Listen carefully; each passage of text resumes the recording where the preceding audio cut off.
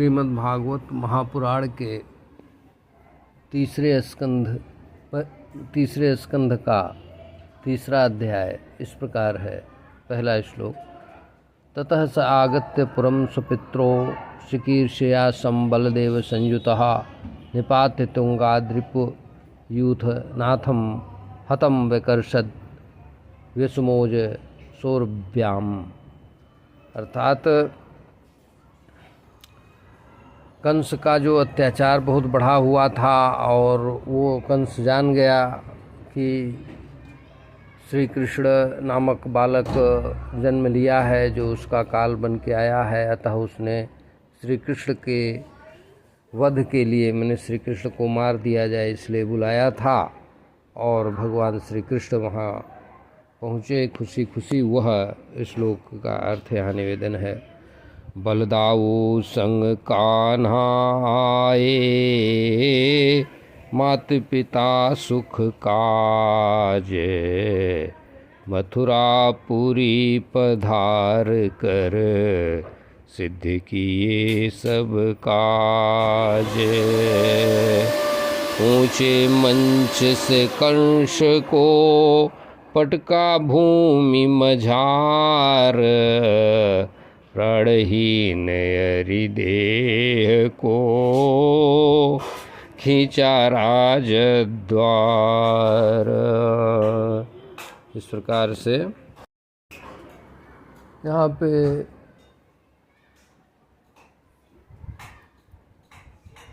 उद्धव जी महाराज कहते हैं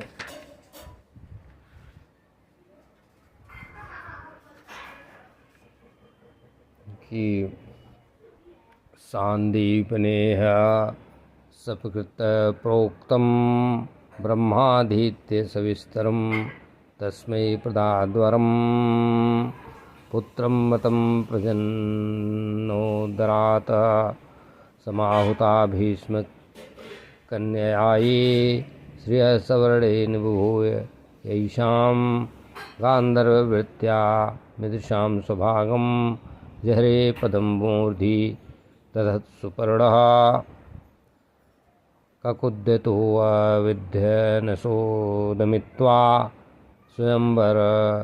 स्वयंवरे नाग्नजितिमुवाह तद्मग्नमानानपि गृध्यतोज्ञा ऊजघ्ने अक्षतः शस्त्रवृतः स्वशस्त्रैः प्रियं प्रभुर्ग्राम्य इव प्रियाया विदित्सुरा अर्चद दुध्यरु यदर्थे वज्रया द्रवतं सगणोरुषान्धः क्रीडां मृगो नूनमयं वधूनां सुतं मृधेखं वपुषा ग्रसन्तं दृष्ट्वा सुनाभोन्मथितं धरित्र्या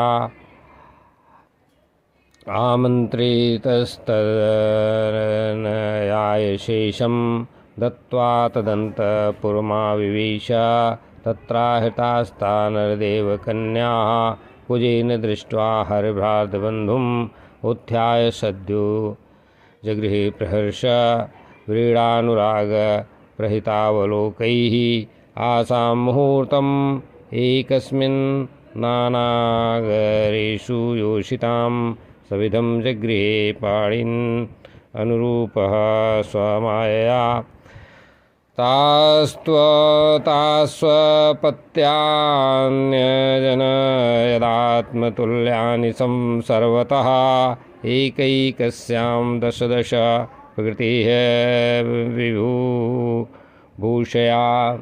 अर्थात सांदीपनि मुनि से शिक्षा पाकर वेदों का ज्ञान पढ़ाया था। सांदीपनि मुनि से शिक्षा पाकर वेदों का ज्ञान बढ़ाया था।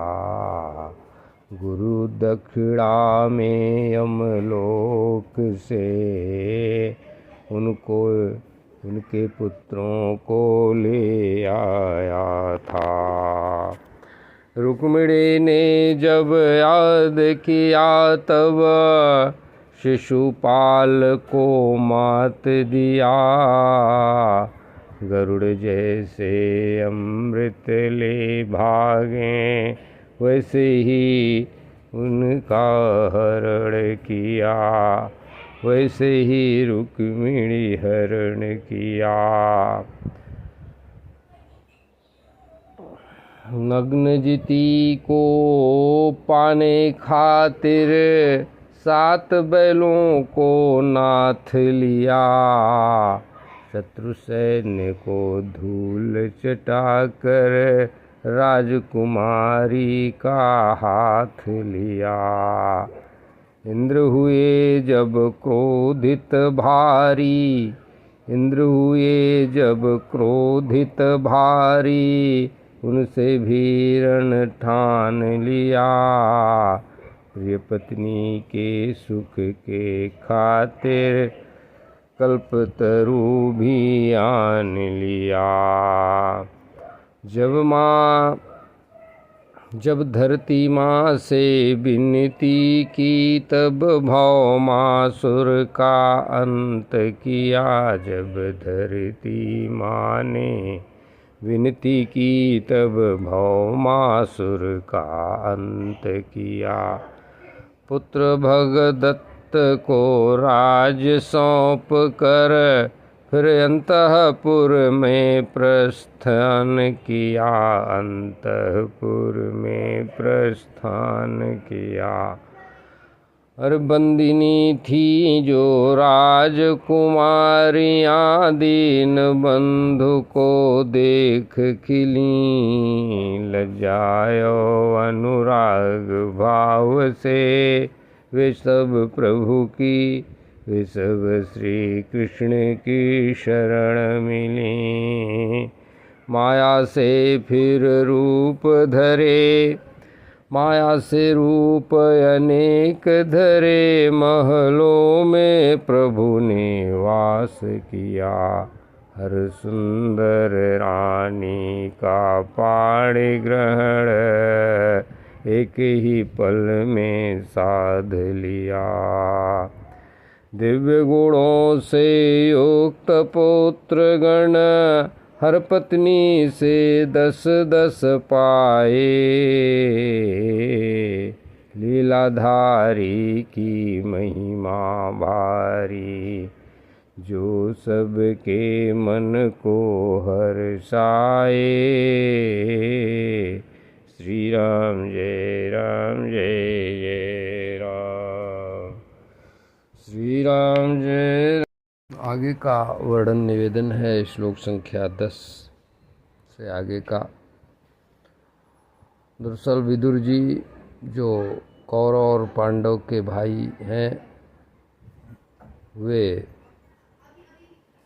राज्य से अपने निकल गए थे महाभारत के युद्ध के पूर्व, क्योंकि उन्होंने धृतराष्ट्र को समझाया कि दुर्योधन अनीति कर रहा है, इसकी बात न मानो। और युधिष्ठिर जो धर्मराज हैं उनको उनका हिस्सा राज्य दे दो। परंतु इस पे दुर्योधन ने अपमानित किया और राज्य से निकल जाने को कहा। अतः वो राज्य से निकल गए थे महाभारत युद्ध के पूर्व ही, और भिक्षाटन करते करते टहलते रहे, तीर्थाटन करते रहे, और चलते चलते वो पहुँचे थे यमुना नदी के किनारे। वहाँ उन्हें बृहस्पति जी के शिष्य और भगवान श्री कृष्ण के मित्र उद्धव जी की मुलाकात यमुना जी के तट पर हुई थी, यमुना जी के किनारे। और उन्होंने सारी बात बताई इन्हें, विदुर जी महाराज को, जो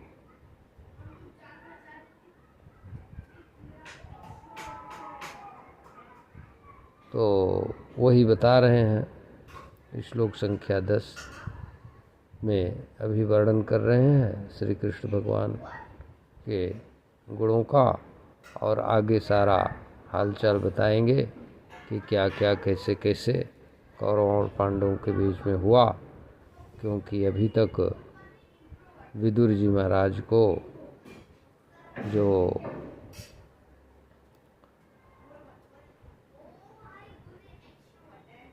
पांडु और दुर्योधन इत्यादि कौरवों के चाचा हैं। पांडु के भाई, 3 भाई कहने का मतलब थे। कुरु से कौरव हुए, पांडु से पांडव हुए, और कुरु और पांडु ये जो उनके एक भाई और ये थे जो दासी पुत्र कहे जाते थे, लेकिन पिता वही थे जो उन लोगों के पिता थे जिनसे ये वंश चला पिता से, और जिनके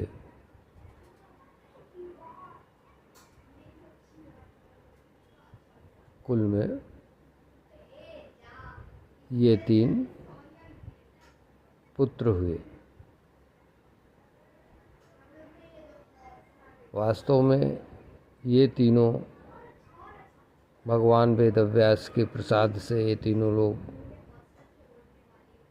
उत्पन्न हुए थे, अर्थात 5 पांडवों के पिता पांडु और जो 100 भाई कौरव थे उनके पिता जिनको धृतराष्ट्र कहते हैं ये, और तीसरे नंबर पे जो विदुर जी महाराज हैं जिनसे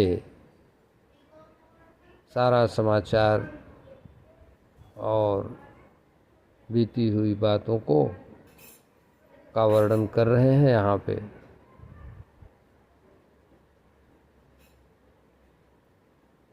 उद्धव जी महाराज वे यहाँ पे पहुँचे थे, गंगा नहीं बल्कि यमुना जी के तट पर, गंगा जी के तट पर, और जगह जगह पे घूमते हुए तीर्थ यात्राओं में होते हुए यमुना जी के तट पर पहुँचे थे। तो यहाँ पे आगे निवेदन है।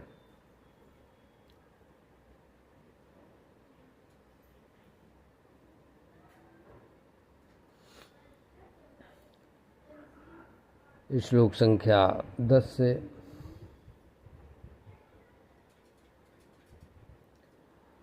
तो आप लोग इस श्लोक को पढ़ते रहें और मैं निवेदन अपने हिसाब से अपनी भाषा में करता हूँ। काव्य में श्री कृष्ण भगवान के बारे में बता रहे हैं कि जो ऐसे ऐसे थे उनका गुणगान करते हुए, क्योंकि उनके बारे में बताना है आगे, ये कह रहे हैं। काल यवन और मगधराज को प्रभु ने धूल चटा दी थी, श्री कृष्ण ने धूल चटा दी थी। अपनी अद्भुत शक्ति देकर सेना मथुरा पहुँचा दी थी, सेना मथुरा पहुँचा दी थी। शंबर द्विविद और बाणासुर मुर बल्लव का अंत किया। दंतवक्त्र और अन्य वीरों को मारे, असुरों के मान को भंग किया। भाई भतीजों के उस रण में राजाओं का संहार हुआ। कांप उठी धरती भी तब जब सेनाओं का प्रहार हुआ। कर्ण दुशासन शकुनी की खोटी बुद्धि काम न आई। टूट गई जब जांघ सुयोधन की, प्रभु ने तब भी खुशी न मनाई। टूट गई जब जांग दुर्योधन की, प्रभु ने तब भी खुशी न मनाई।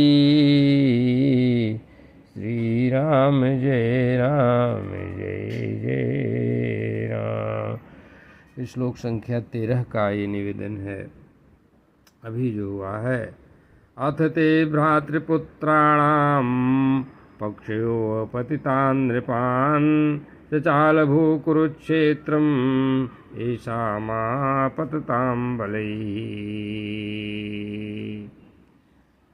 श्री राम जय राम अर्थात कर्ण दुशासन शकुनी की खोटी बुद्धि, खोटी सलाह से जिसकी आयु और श्री दोनों नष्ट हो चुकी थी, तथा भीमसेन की गदा से जिसकी जांघें टूट गई थी, उस दुर्योधन को अपने साथियों के सहित पृथ्वी पर पड़ा देखकर भी उन्हें प्रसन्नता नहीं हुई। क्यों? क्योंकि वे सोचने लगे, यदि द्रोण, भीष्म, अर्जुन और भीमसेन के द्वारा इन 18 छोड़ी सेना का विपुल संहार हो भी गया तो इससे पृथ्वी का कितना भार हल हुआ। अभी तो मेरे अंश रूप बहुत से मेरे वंशज का दुसह दल बल तो बढ़ा हुआ ही है। अब श्रीमद् भगवद गीता में क्योंकि कहा है, कालो अयम लोक क्षय कुरु प्रवृद्धो। जब अर्जुन ने पूछा, भगवान आप कौन हैं, तब उन्होंने कहा, जो पृथ्वी का भार पाप बढ़ गया है, तो उस पाप को उतारने के लिए मैं इन पापियों का काल हूँ। अतः आगे देखिए, इसीलिए कभी भी अत्याचार नहीं करना चाहिए, क्योंकि अत्याचारियों के शत्रु भगवान श्री विष्णु हरि नारायण हैं साक्षात। वो कोई भी अत्याचारी हो उसको छोड़ने बख्शने वाले नहीं हैं। अतः देखिए, श्री राम जय जय राम। क्या सोच रहे हैं भगवान श्री कृष्ण महाराज कि द्रोण, भीष्म और अर्जुन से 18 अक्षौहिणी सेना का नाश किया, पर यादव कुल की शक्ति देख प्रभु की चिंता का न शमन हुआ। मतलब द्रोण, भीष्म और अर्जुन द्वारा 18 अक्षौहिणी नाश हुई, पर यादव कुल की शक्ति देख प्रभु की चिंता न शांत हुई। मद में डूबे अपने कुल का आपस में ही अंत होगा। मेरे संकल्प से लीला कर फिर अपना ही सुधाम गमन होगा। मतलब मद से डूबे हुए उन्होंने कहा कि हमारे ही कुल में इतने ज़्यादा अत्याचारी लोग बढ़ गए हैं, ये जो पाप करेंगे इसका क्या होगा। अतः यह भी चिंता भगवान श्री कृष्ण को थी। तो धर्मराज को गद्दी सौंपी, अपनों को सुख पहुँचाया था, सत्पुरुषों का मार्ग दिखाकर पावन धर्म सिखाया था। अश्वत्थामा के ब्रह्मास्त्र से उत्तरा का गर्भ जल गया था। प्रभु ने फिर प्राण फूंक कर कुरुवंश को बचा लिया था। 3 अश्वमेध यज्ञ कराकर युधिष्ठिर का मान बढ़ाया था। भाई संग पांडव सुखी हुए, ऐसा अवसर आया था। वेद और जग की मर्यादा का द्वारका में रहकर पालन किया। सांख्य योग में स्थिर रहकर विषयों में कभी ना मन दिया। श्री राम जय जय राम। श्री राम जय जय राम।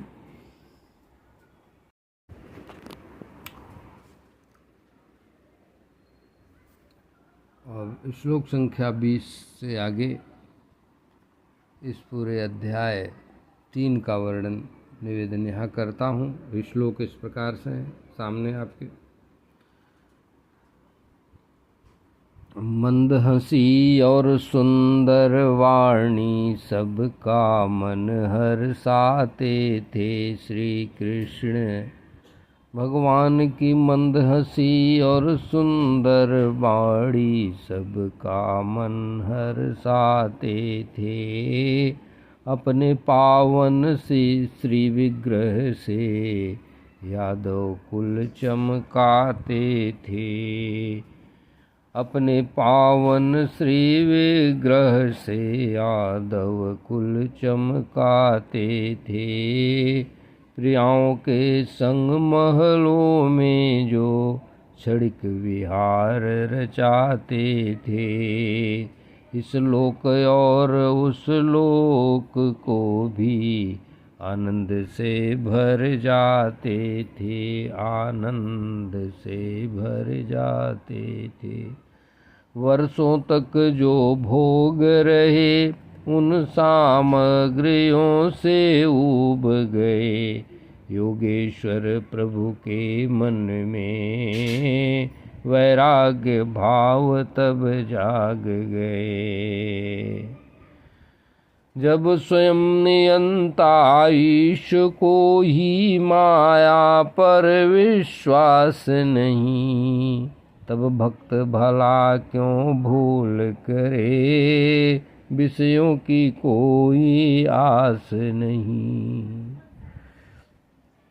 श्री राम जय जय राम। खेल खेल में बालों ने मुनियों को जब चिढ़ा दिया। खेल खेल में श्री कृष्ण के वंशज बालकों ने मुनियों को जब चिढ़ा दिया। प्रभु की इच्छा जानत भी श्राप विप्रों ने उन्हें दिया। भावी के वश यदुवंशी सब हर्षित मन से साथ चले। रथों पे चढ़कर प्रभास क्षेत्र को वे देव मोहित हो नाथ चले। स्नान किया उस पावन जल में देव ऋषि तर्पण किया। ब्राह्मणों को गौदान देकर दान धर्म मन से किया। स्वर्ण रजत और शैया दान दे, वस्त्राभूषण दान दिए। हाथी घोड़े कन्याएं और अन्नादि के भंडार दिए और अन्न के भंडार दिए। उत्तम रस के भोजन अर्पित ईश्वर को सब सौंप दिया। गौ ब्राह्मण हितकारी वीरों ने उनके चरणों में शीश दिया। श्री राम जय जय राम। श्री राम जय जय राम। श्री राम जय जय राम। श्री राम जय जय राम। उत्तम रस के भोजन अर्पित ईश्वर को सब सौंप दिया। गौ ब्राह्मण हितकारी यादव वीरों ने उनके चरणों में शीश टेक दिया। श्री राम जय जय राम। श्री राम जय जय राम। इस प्रकार अध्याय 3 है। और इसके बाद तो अभी तक उन लोगों ने, भगवान श्री कृष्ण के वंशजों ने दान वगैरह किया, लेकिन इसके बाद जो वे लोग करेंगे वो अध्याय 4 में वर्णन है। उनके साथ जो होगा। श्री राम जय